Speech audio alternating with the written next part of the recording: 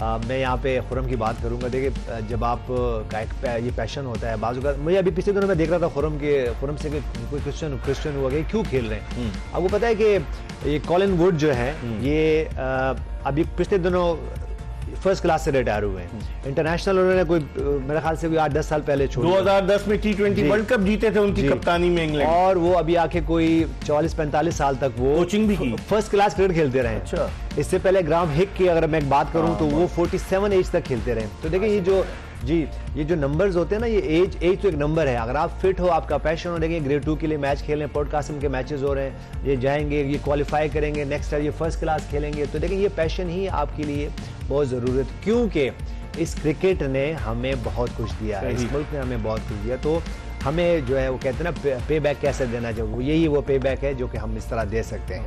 और खुर्रम मंजूर के साथ अगर कोई यंग प्लेयर खेलेंगे, कोई यंग बैटर खेलेंगे, तो वो उनसे बहुत कुछ सीखेंगे। मेरे ख्याल से ये इसलिए नहीं होता कि हम जैसे सीनियर प्लेयर जो है वो उनको छोड़ देना चाहिए, उनको साथ होना चाहिए, किसी ना किसी रोल में होना चाहिए, उसका बहुत बड़ा फायदा होता है यंगस्टर्स को। और मुझे तो वो वक्त भी याद है, खुर्रम मंजूर अपना किट बैग पीछे लगा के मोटरसाइकिल पर, स्पोर्ट्स टाइप की मोटरसाइकिल थी, उस पर ये मैच मेरे प्रिविलेज है कि मैंने कुछ प्लेयर ऐसे देखे जो मेरे सामने बिल्कुल बड़े हुए हैं। इसमें खुर्रम मंजूर हैं, उसमें फवाद आलम हैं, उसमें आसिम कमाल को भी, आसिम कमाल खैर हमारे साथ मुस्लिम कमर्शियल बैंक में खेलते थे, लेकिन मेरे वो जूनियर है। ये 4-5 प्लेयर, खालिद लतीफ़, ये 4-5 प्लेयर मेरे सामने आप समझें कि शुरू किया बच्चे और बच्चों से बड़े हुए हैं। तो मेरे लिए प्रिविलेज है कि मैंने इनके साथ अपना इनको देखा, और जो मेरे मेंटोर थे और राशिद लतीफ़, मैं उनके सामने बड़ा हो गया। तो मेरे ख्याल से देखें ये पहले प्रिविलेज है कि ऐसे में क्रिकेटर्स के साथ। आपके भी मेंटोर थे राशिद, उनको आप नाना कहते थे या राशिद कहते थे? जो उनका निकनेम उनको नाना भी कहते हैं, जो उनके बैचमेट हैं उनको नाना ही कहते हैं। और मेरे वो उस्ताद भी हैं, बड़े भी हैं। मैंने जैसे आपको बताया, राशिद भाई मेरे टीचर हैं, उस्ताद हैं क्रिकेट के, और जैसे यूनुस भाई पैशन की जो यूनुस बात कर रहा था, इनसे यानी कि कोई बात फंस रही होती है टूर वगैरह पे, वैसे डिस्कस किया, यूनुस भाई ने हेल्प आउट किया, और मैंने बहुत दफ़ा गाया बगाया बताया भी। मैं उन खुश नसीब क्रिकेटरों में से जिनके बड़े अच्छे मिल गए, ये प्राउडली बोल रहा हूँ। ये नहीं कि बराबर में हर जगह राशिद भाई उस्ताद, उनकी वजह से बहुत फर्क पड़ा। फिर यूनुस भाई जिस तरह गाइडेंस देते थे हार्ड वर्क के लिए, हार्ड वर्क में कोई कॉम्प्रोमाइज नहीं, कामयाबी आपके कदम चूमेगी। अब यहाँ मेहनत कराची किंग्स क्या कर रही है? पिछला मैच जीती कराची किंग्स, तवक्कुआत बहुत ऊंची चली गई, और अब कराची किंग्स को क्या हो गया आज? क्या जेम्स विंस के गिर्द घूम रही है? डेविड वार्नर इतने महंगे प्लैटिनियम कैटेगरी में आए, उसके अलावा एक्स्ट्रा पैसे उन्हें दिए गए, और वो आकर आज भी वो आउट हो गए जल्दी, पिछले मैच में भी जल्दी आउट हो गए।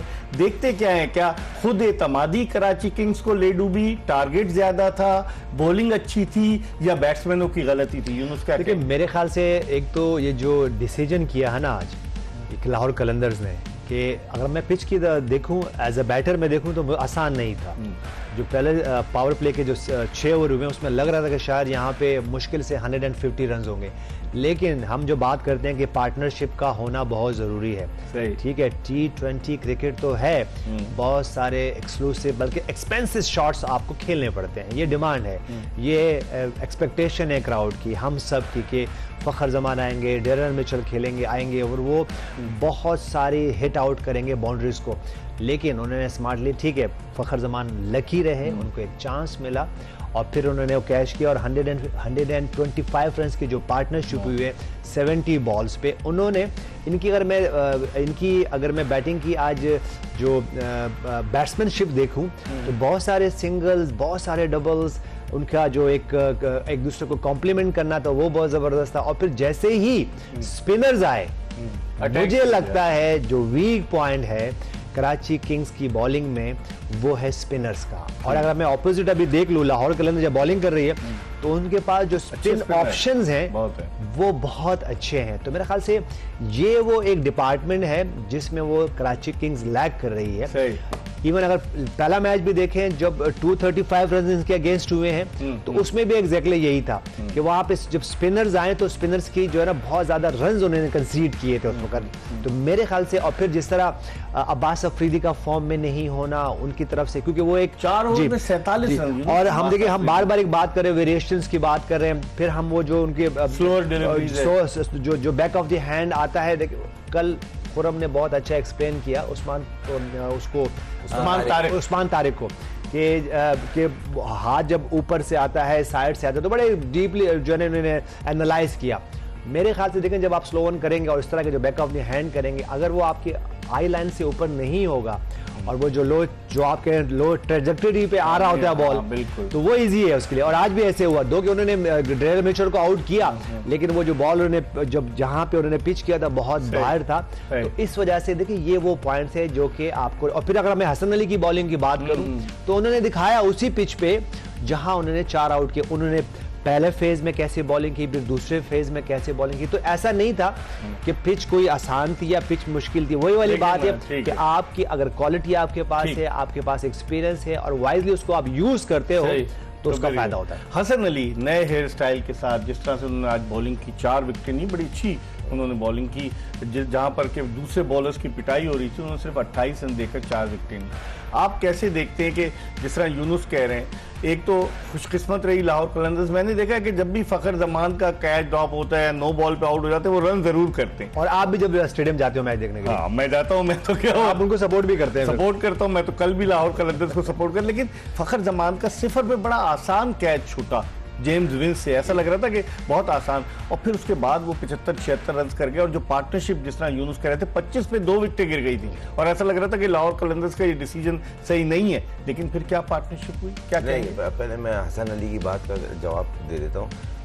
मुझे बड़ी खुशी है, वो काफ़ी टाइम से इस रिदम को ढूंढ रहे थे। काफ़ी हार्ड वर्किंग पर्सन है और दिल से खेलता है, पैशन से खेलता है, और वो उसकी बॉडी लैंग्वेज ग्राउंड में दिखती है, और पैशनेट लोग चाहिए।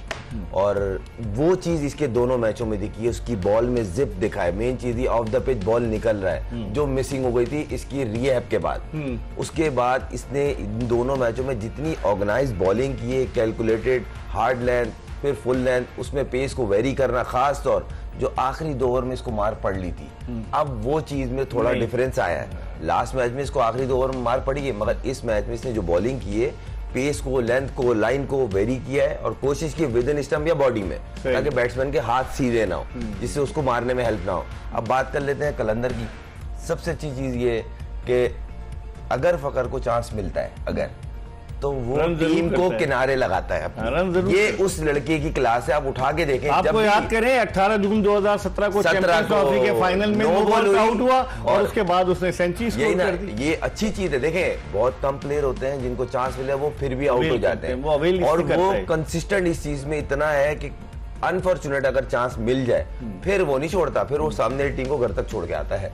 ये उसकी क्लास है। और दूसरी बात जो यूनुस भाई ने मेंशन की ना, स्पिनर को वेट करता है वो कि लेफ्ट आर्म स्पिनर आएंगे, मेरे एरिया क्या है, mid on towards mid wicket, square leg, और बॉल ढूंढता है। ये नहीं कि आंख मीच के मारता है, जो उसको तंग करता है उस पे फीट यूज करता है। तो बड़ी कैलकुलेटेड बैटिंग करता है, और उसकी जिस तरह की फॉर्म आई है, ये पिछले पीएसएल में मिसिंग नहीं थी। लेकिन यूनुस जिस तरह से फखर अब बैकबोन बन चुका है लाहौर कलंदर्स की बैटिंग लाइनअप की, मुखालिफ टीमों की कोशिश होती है कि जल्द से जल्द इसको आउट करें, प्रेशर डालें, लेकिन आप डेरिल मिचेल का रोल भी जो है उसको नजरअंदाज नहीं कर सकते। तजुर्बाकार खिलाड़ी, अमेजिंग। मैं अगर देखो यहाँ पे थोड़ा सा हार्ड हो जाएगा फखर जमान के लिए, लेकिन अगर मैं दोनों की इनिंग की कंपैरिजन करूँ तो डेरिल मिचेल बहुत अमेजिंग खेले हैं। एक टाइम पे देखें, फखर जमान तो हिट आउट करने की कोशिश कर रहे थे, डेरिल मिचेल भी जो है वो भी स्ट्रगल कर रहे थे, लेकिन वो जिस तरह वो उनकी स्ट्राइक रोटेशन थी, और फिर जैसे ही अब्बास अफरीदी आए हैं और उन्होंने ये देखें 2-3-4 ओवर में उन्होंने गेम को साइड पे कर दिया। और आप देखेंगे कि अगर मैं दोनों के वैगन व्हील की बात करूं तो फखर जमान के जो एरियाज होंगे mid wicket, square leg, long on होंगे। अगर मैं डेरिल मिचेल की यहाँ पे हम बात कर लें तो आपको चारों तरफ नजर आएंगे, उन्होंने हर जगह के शॉट्स खेले में। तो डेरिल मिचेल ने, और जिस तरह की उनकी वो पावर हिटिंग है, वो इतनी इजी पावर हिटिंग करते हैं। बाजू का मैं देख रहा होता हूँ कि कुछ बैटर जो होते हैं वो बॉटम हैंड हो गए, टॉप हैंड हो गए, पता नहीं बहुत सॉरी बॉडी कोलैप्स करती है, लेकिन इनकी शॉट्स की देखें इतना अमेजिंग, वो कहते हैं ना स्टैंड एंड डिलीवर वाले वो जो बैटर्स हैं वो हैं। और मैं आज जो उनकी जिस तरह रनिंग बिटवीन द विकेट थी कि वो बस वो स्ट्राइक रोटेट कर रहे थे, और उनको पता था कि अगर 2 से 3 ओवर आएंगे, और उनको पता था कि लाहौर कलंदर्स के बैटर्स को पता था कि इनकी बॉलिंग में जब ये मिडल में आएंगे आफ्टर 10 ओवर्स, तो कहीं ना कहीं उनको रन मिलेंगे, क्योंकि उनके पास स्पिनर्स नहीं थे। अगर मैं बात करूं तो अगर 7 से 8 ओवर की बात करूं तो उस वक्त कोई 7 से 8 रन का एवरेज चल रहा था, लेकिन उसके बाद जैसे ही वो 8वें से 9वें में आए हैं और 14-15 ओवर तक, तो उस वक्त तो उन्होंने 60 से 7 से 14वें ओवर तक 97 रन उन्होंने स्कोर किए 7 ओवर्स में। तो उसके बाद उन्होंने उनको ये पता था, तो ये देखिए ये एक सीनियर प्लेयर, इसीलिए डेरिल मिचेल जो है वो टॉप की टीम में खेल रहे हैं, टॉप की लीग्स खेल रहे हैं, और इवन फखर जमान को भी उनसे सीखना चाहिए। दो के फखर ने बहुत जबरदस्त बैक टू बैक इनिंग खेली, लेकिन फखर को भी अपनी बैट्समैनशिप में और क्वालिटी लाने की जरूरत है, क्योंकि फिर होगा क्या कि जो अगर आप एक ही तरफ खेलोगे तो फिर बॉलर्स आपको टारगेट करेंगे और आपको वहां बॉल नहीं देंगे तो आप स्ट्रगल करोगे। ठीक है।